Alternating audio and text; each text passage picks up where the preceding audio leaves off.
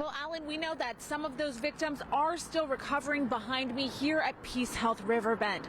Of the 6 shooting victims, 1 is still in critical condition and 5 others are stable. Come 11:59 on Friday, the masks are coming off for good. But you may still see other pandemic precautions sticking around. A body in a cemetery. What's so suspicious about that? Well, here's the catch. The cemetery didn't know anything about it. It was under this tree where deputies discovered a suspicious wooden box Thursday. You can still see the evidence of Friday's shooting here at Wow Hall. This bullet hole, a scar on a historic Eugene building that mirrors the wounds our community will be dealing with for a long time.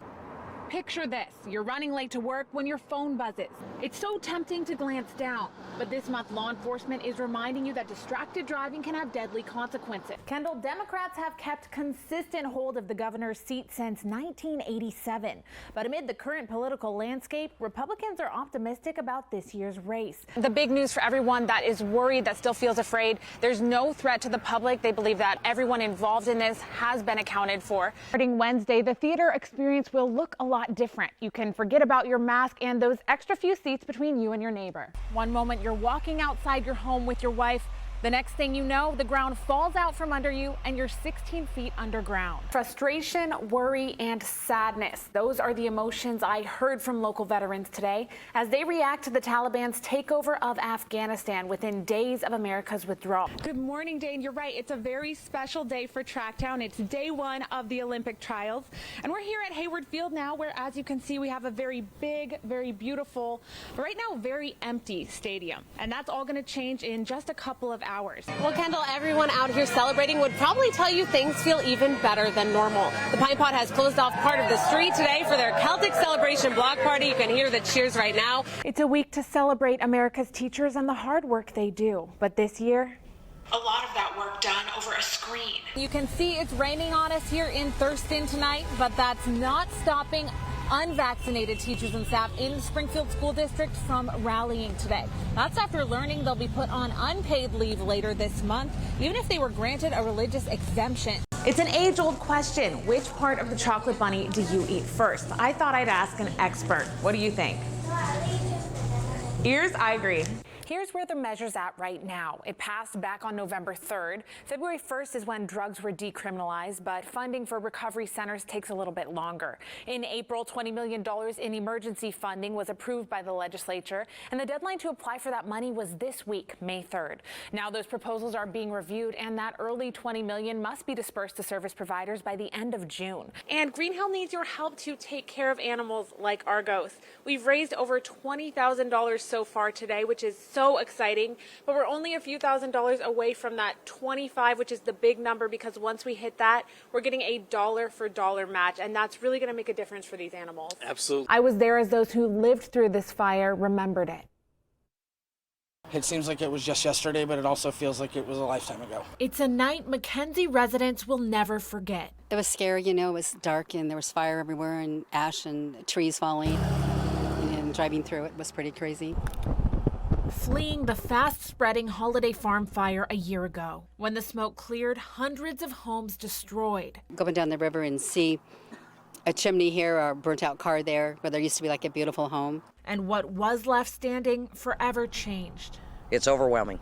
Absolutely overwhelming. 1 year later, the community is still recovering. This Orchid Temporary Clinic is still a primary source of health care after the Mackenzie River Medical Clinic burned down in that fire. Monday night, that clinic healing deeper wounds. Those who lost everything staging there before a procession west on 126. We need to do something. We need to do something to commemorate the fire.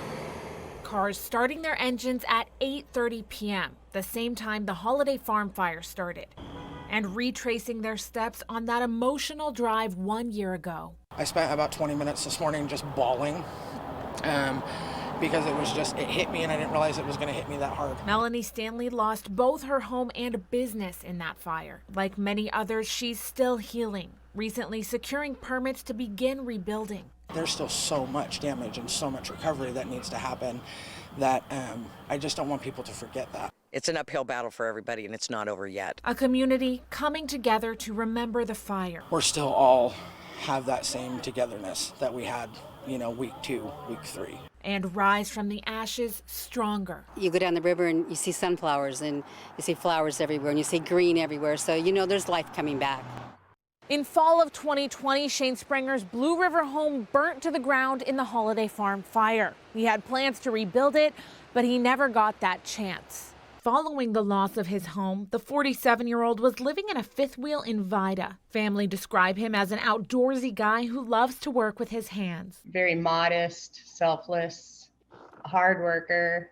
I mean, he's done a lot of projects in the area for various people. On November 2nd, Shane was doing just that, working as a carpenter on a Mackenzie Bridge home. This is the job site where Shane Sprenger was working the day of his disappearance. His family says he left and returned here to his home around 10 a.m. He hasn't been seen since. We don't know what happened to him after he went home at 10 o'clock. It wasn't until November 5th that a friend reported Shane missing after finding his truck on the 4th.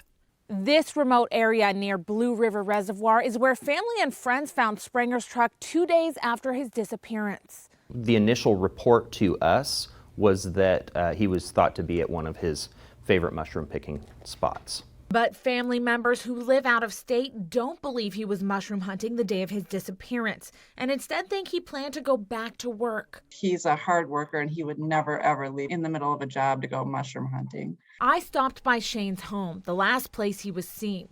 Through a family friend, Shane's wife declined to speak with us, saying she's still mourning his disappearance. Investigators tracked cell phone activity, eyewitness accounts, and performed canine searches near where Shane's truck was found. But Speldridge says the terrain made searches difficult, and ultimately, they didn't find where he was at or where he is at. Now, after 3 months, the chances of finding Shane alive are dwindling. If he's in the area in the woods, we would be looking more towards, finding a recovery type of operation. Do investigators suspect foul play at all? We have no evidence at this point to suggest that there's foul play. Certainly there's speculation in the community. Shane's family shares that speculation. Somebody knows something about where he is, and we just want them to come forward so that we can bring him home. They're offering a $50,000 reward for information on his whereabouts. First and foremost, to find him, to know where he is, what happened,